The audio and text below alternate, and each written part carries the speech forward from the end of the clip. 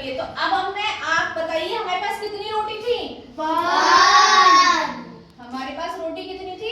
1। और हमारे पास रोटी खाने वाले कितने जने थे पहले? एक ही जना था रोटी खाने वाला। पहले अनिका आई थी मेरे पास, एक रोटी थी, मैंने उनको दे दी, कोई लड़ाई ही नहीं हुई।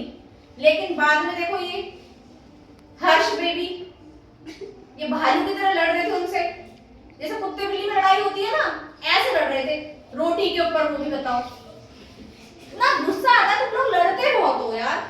मैं जरा सा इधर हुई और तुमने लड़ना शुरू कर दिया, कितनी गलत बात है तुम लोगों की। अब ये लड़ रहे थे तो आधी रोटी मैंने इनको दे दी। कितनी दे दी? आधी रोटी इनको दे दी। तो एक रोटी थी और आधी किसको दे दी? तो हमने आधी कर दी, 1/2 कर दिया उसका। मतलब एक रोटी थी तो इसके कितने हिस्से कर दिए? 2, है ना। तो आधा किसको दे दिया? अनिका को। और आधा किसको दे दिया? हर्ष को दे दिया। अब रोटी थी एक, और खाने वाला बीच में कौन घुस गया फिर?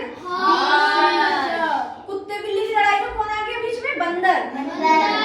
अब बंदर तो भैया उसने कहा कि तेरी बड़ी है रोटी और तेरी छोटी है, तो चल एक काम करता हूँ, थोड़ा सा पार्ट में तेरा खा लेता हूँ।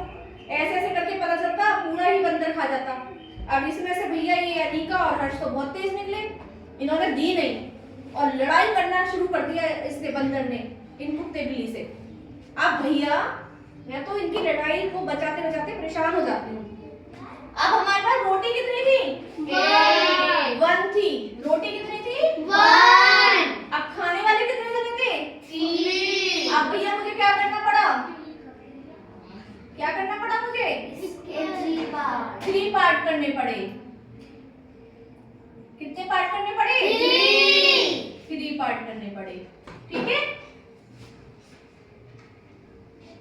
तो मतलब रोटी 1 थी और पार्ट कितने करने पड़े?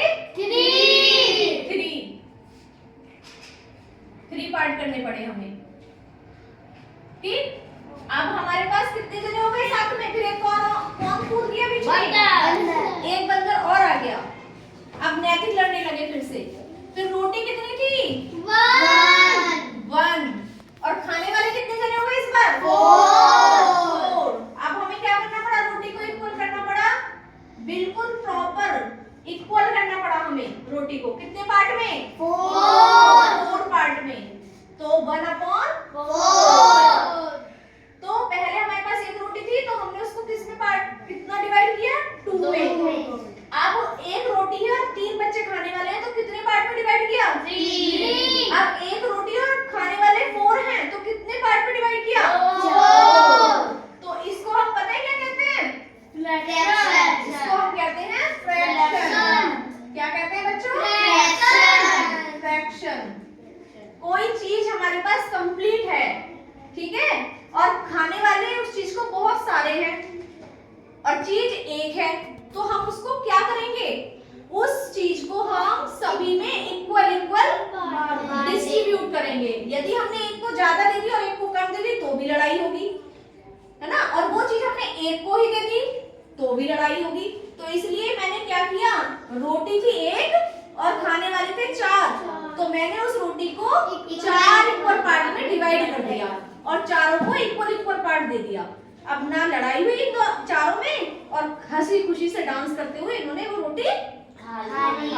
और हमने खेल में क्या सीख लिए?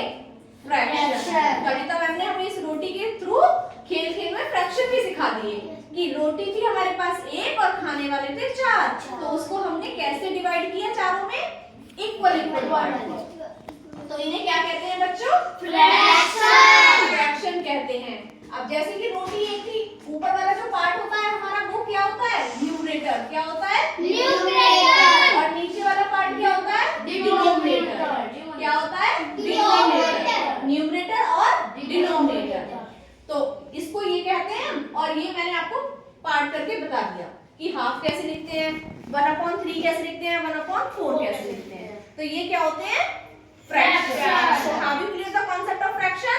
Yes, ma'am. अब तो लड़ाई नहीं करोगे? No, ma'am. नेक्स्ट टाइम से घर से रोटी खाकर आओ। बताओगे?